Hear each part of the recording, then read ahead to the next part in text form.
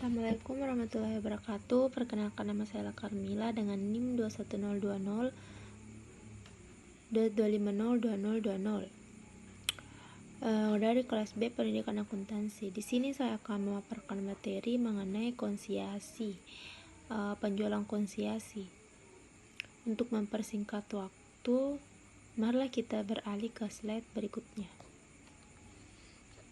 Materi pertama yaitu pengertian dari konsiasi.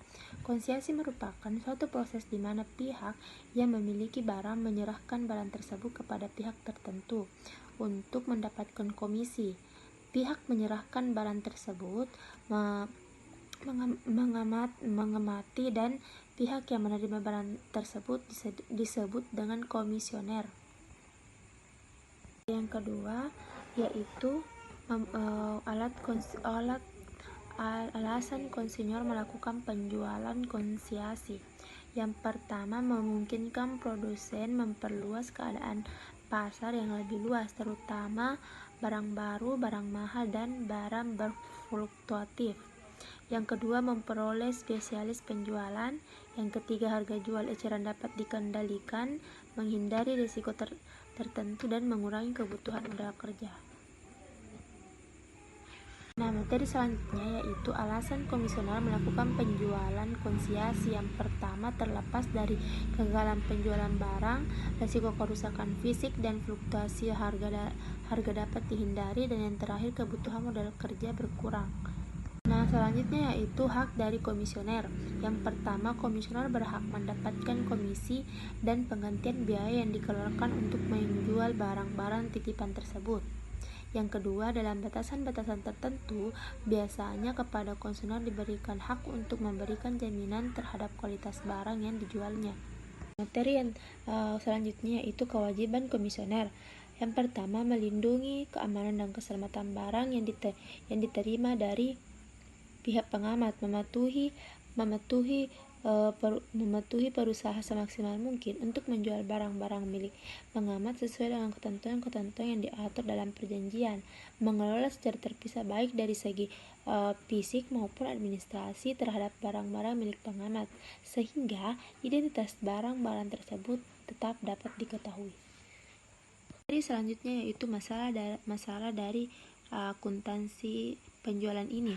Yang pertama, masalah akuntansi bagi komisioner.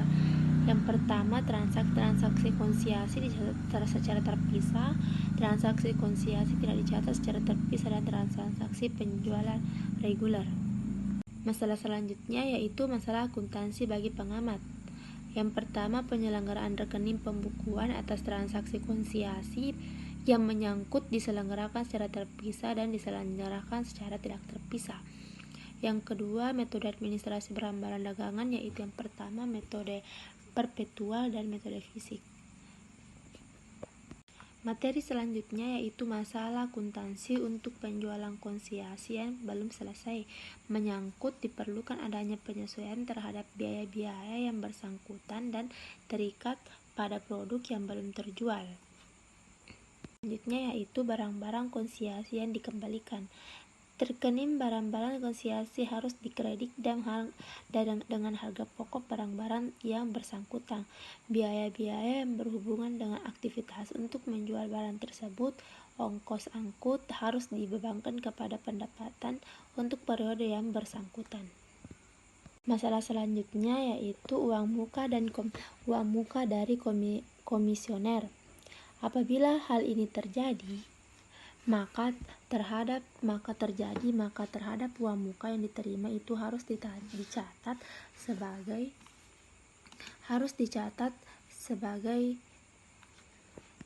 materi selanjutnya yaitu contoh transaksi dari penjualan konsior. Pada tanggal 6 sampai 20 Juli, penjualan 10 buah TV senilai 4.250.000, perhitungan dengan konsinyur 42.500 dikurang komisi 20% dikali 42.500 sama dengan 8.500. Atas kejadian ini, Kian mencatat dalam nol rupiah. Bisa dilihat dalam tabel di bawah ini. Selanjutnya 20 Juli dibebankan komisi penjualan 8.500. Atas kejadian ini, Gere mencatat nilai sebanyak 0 rupiah. transaksinya dapat dilihat di tabel di bawah ini, di atas. Nah, selanjutnya contoh transaksi yang kedua, yaitu 6 Juni 2024, Toyota mengirimkan sebuah TV untuk konsiasi kepada Gere. Harga pokok konsiasi 2.500.000 per bulan untuk dijual 4.250.000 per bulan. Atas kejadian ini Gere mencatat, bisa dilihat dalam tabelnya di atas, dan WT mencatat dalam rupiah, bisa dilihat dalam tabel di atas. Sekian pemaparan video dari saya. Bila ada kata yang kurang berkenan, mohon dimaafkan. Wassalamualaikum warahmatullahi wabarakatuh.